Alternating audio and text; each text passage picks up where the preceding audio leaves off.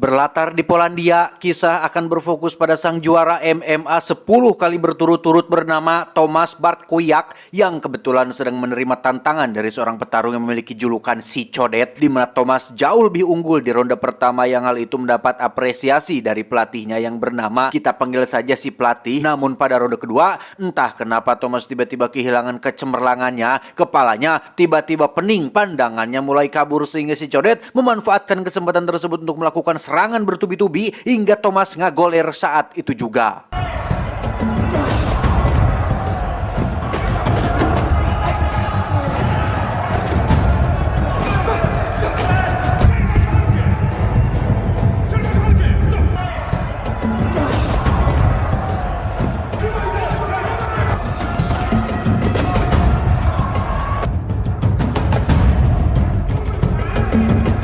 Beberapa minggu kemudian setelah predikat juaranya pecah oleh si Codet, Tomasz memutuskan untuk pensiun dini dengan menyendiri tinggal di sebuah rumah yang jauh dari hingar-bingar perkotaan. Yang tepat di hari itu, sang kakak kebetulan datang berkunjung dengan maksud untuk mengajak Tomasz pergi ke klub malam pribadinya, karena diketahui jika kakak Tomasz ini kebetulan memiliki sebuah klub malam kecil-kecilan di pusat kota. Yang karena Tomasz menolak ajakannya, si kakak pun memutuskan untuk pergi sendirian saja. Przyjechali upomnieć się o swoje i spalili mu salę.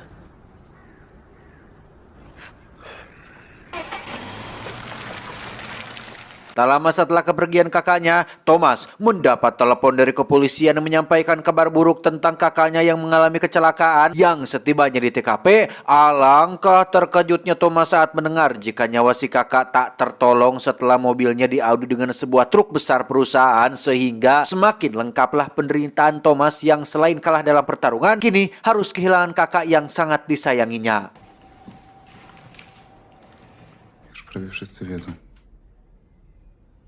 Alhasil, 6 bulan kemudian, kini Tomasz menjadi bos sekaligus pemilik sah klub malam menggantikan peran kakaknya yang kebetulan pada malam itu ada tamu spesial, seorang selebriti sekaligus rapper terkenal yang bertingkah rese, sehingga Tomasz merasa perlu untuk menegurnya. Yang karena si rapper tak terima dilarang-larang, ia pun meminta atau memanggil pengawal pribadinya yang memiliki perawakan tinggi besar yang berhasil menjatuhkan beberapa staf keamanan dengan cukup mudah, sampai akhirnya Tomasz pun terpaksa turun tangan dan membuat si pengawal keok hanya dengan 1 kali pukulan saja.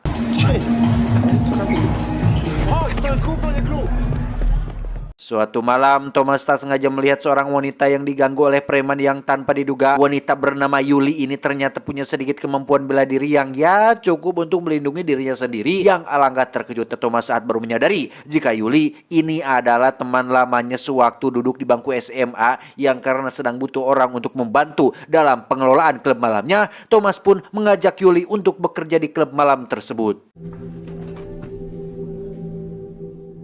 Tak hanya itu saja, Tomasz pun mendatangi tempat latihan milik mantan pelatihnya yang selepas Tomasz pensiun, kini tempat si pelatih menjadi sepi pengunjung, sehingga untuk membantu perekonomiannya, Tomasz mengajak si pelatih untuk bergabung di klub malamnya sebagai kepala keamanan untuk menjaga klubnya dari orang-orang yang rese. Młodszy już nie będziesz. Gówno rozumiesz?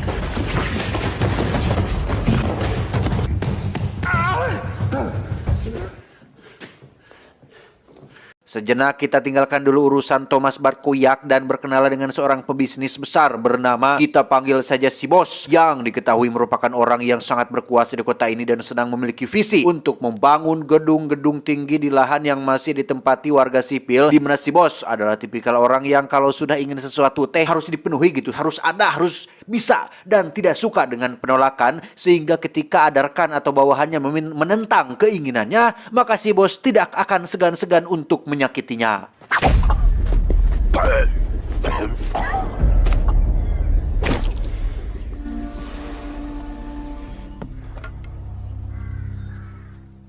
Karena masih banyak warga yang menolak penjual tanah mereka, si Bos pun membayar preman yang ternyata adalah si Codet dan kawan-kawan preman yang saat ini kebetulan sedang merusak toko milik pasangan kakek nenek, di mana toko mereka kebetulan berada di blok yang sama dengan klub malam milik Tomasz, sehingga tentunya Tomasz pun akan dipaksa juga untuk menjual tanah dan klub malamnya miliknya. Podpisuj to!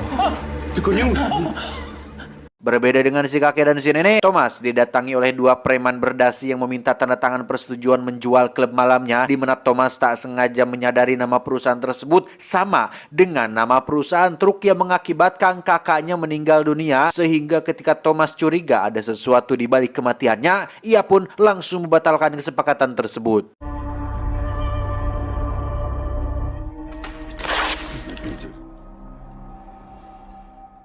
Beralih ke kediaman si bos yang sedang memeriksa data lahan yang akan menjadi lokasi proyek besarnya, yang dari sebagian besar pemilik tanah hanya Thomas lah yang belum memberikan tanahnya, sehingga ia pun memanggil si Codet yang ternyata adalah keponakannya sendiri untuk memaksa Thomas agar menjual klub malamnya.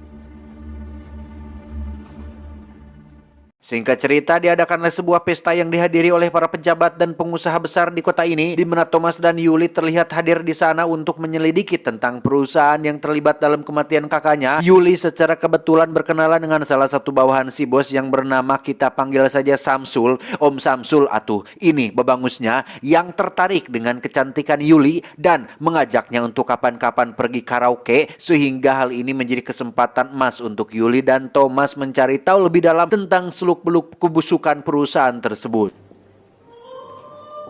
Nie powinno mnie tu być. Nie zawiodłeś.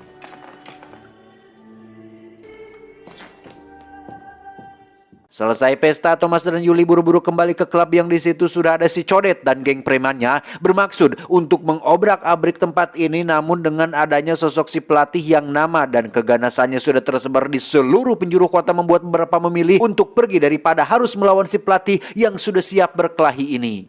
Nie warto.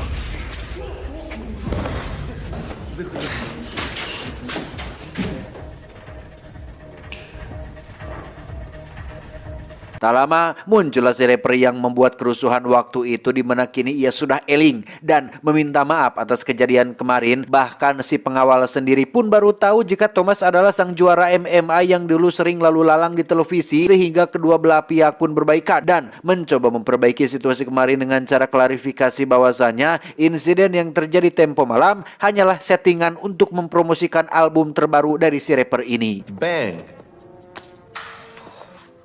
Tepat saat Thomas sedang mengobrol dengan si pelatih, tiba-tiba saja terjadi keributan di luar yang ternyata toko milik si kakek nenek ludes terbakar, dan tak lama muncullah panggilan telepon yang berasal dari si Codet mengatakan jika kebakaran tersebut adalah ulahnya, yang jika Thomas tidak ingin klub malamnya bernasib atau mengalami hal serupa, maka segeralah jual klub malam tersebut.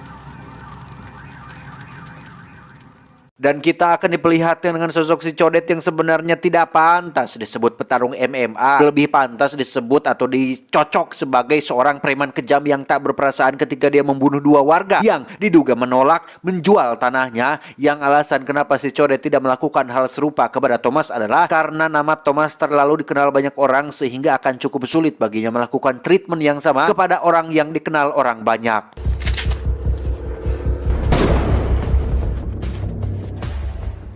Suatu hari ketika Thomas dan Yuli sedang kencan di luar, muncullah beberapa preman suruhan si Codet yang mendatangi klub tepat saat hanya ada si pelatih sedang sendirian. Di momen seperti ini sebenarnya sangat ditunggu-tunggu oleh si pelatih yang pada dasarnya memang suka berkelahi dan memacu adrenalinnya sendiri.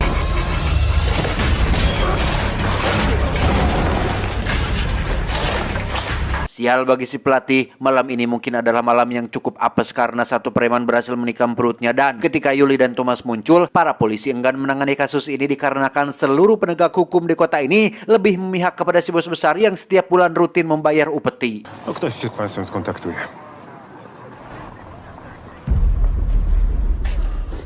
Keesokan malamnya, Thomas dan Yuli terlihat berada di klub yang masih sepi pengunjung gara-gara kejadian kemarin. Yang tepat saat Thomas baru saja pergi keluar untuk membeli garpit, muncullah si Codet yang langsung nyerenteng, memukul dan mencekik si Yuli, dan tiba-tiba Osobiste. ya, Thomas kembali ke klub setelah dia lupa tidak bawa dompet dan bermaksud meminjam 100 pada Yuli, di mana momen ini menjadi kesempatan emas untuk Thomas membalas kekalahannya 6 bulan yang lalu, yang ternyata kemenangan si Codet pada pertandingan terakhir hanyalah kemenangan palsu. Si Codet dengan jujur mengatakan jika pertarungan tersebut sudah disetting, air yang Thomas minum ternyata sudah diisi dengan obat bius dan wasitnya juga sudah disuap, sehingga hal itu semakin membuat Thomas murka dan semakin membuatnya berambisi untuk menghabisi si Codet malam ini juga.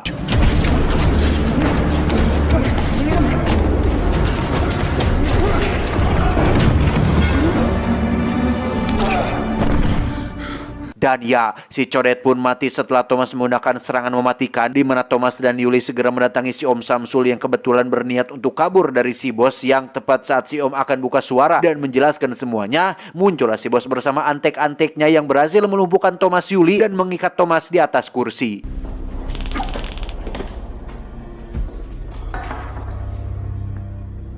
Mengetahui Samsul bawahannya akan kabur dan lepas tangan dari proyek ini, si bos yang marah pun langsung membunuhnya saat itu juga. Lantas membawa Yuli pergi bersamanya, sementara Thomas dibiarkan berada di sana bersama dengan seorang penjagal yang ditugaskan untuk mengeksekusi Thomas dan membuatnya seolah menjadi pelaku atas kematian Samsul. Yang ketika si penjaga sedang memilah dan memilih sajam yang akan digunakan, tiba-tiba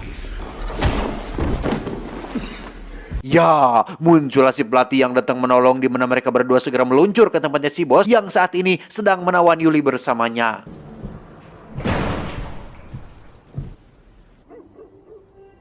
Dengan kemampuan bertarung yang mereka berdua miliki, tak sulit bagi Thomas dan si pelatih untuk melumpuhkan beberapa penjaga di rumah si bos sehingga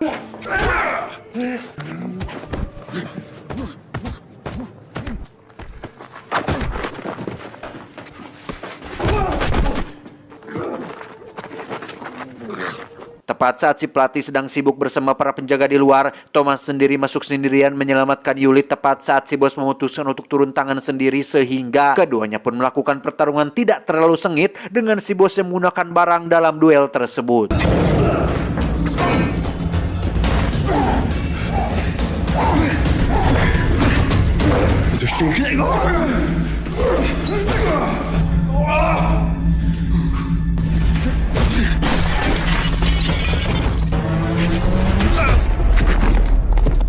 Dan sudah pasti pada akhirnya lalakonlah yang selalu menang, yang dengan durasi pendek dan alur cerita yang kurang menantang, Thomas akhirnya berhasil membalaskan dendamnya kepada si bos, dan tentunya tempat latihan si pelatih kini tiba-tiba berkembang dan rame kembali pengunjung. Sementara untuk klub malamnya, Thomas sadar jika klub malam itu adalah tempat yang dipenuhi oleh orang-orang yang minum khamr dan banyak orang yang kehilangan kesadaran, sering terjadi keributan, banyak pelaku kemaksiatan, sehingga ia pada akhirnya memutuskan untuk menutup klub malam tersebut, menjual tanahnya kepada orang yang tepat dan menggunakan uang hasil jual klub itu untuk modal membangun usaha baru, yakni tempat karaoke dengan judul Family Karaoke, tapi menyediakan minuman beralkohol dan pemandu lagu di dalamnya. Loh, Ali pokonał Informana.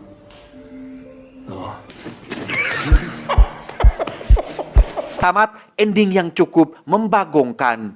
Rangkuman kali ini durasinya sangat pendek karena memang sulit sekali bagi saya menemukan celah keseruan dan adrenalin di dalamnya. 50% diisi dengan dialog-dialog saja dan perpindahan scene yang menurut saya pribadi tidak perlu dimasukkan, dan gak dimasukkan pun tidak apa-apa gitu, dan tidak terlalu berpengaruh dalam benang utama ceritanya. Sehingga pesan yang bisa kita ambil dari film ini adalah stop clubbing, perbanyak pengajian. Itu, saya John mewakili jajaran direksi yang bertugas mengucapkan terima kasih dan sampai jumpa di video selanjutnya. Adios, Daki Kering, Priyanka Chopra.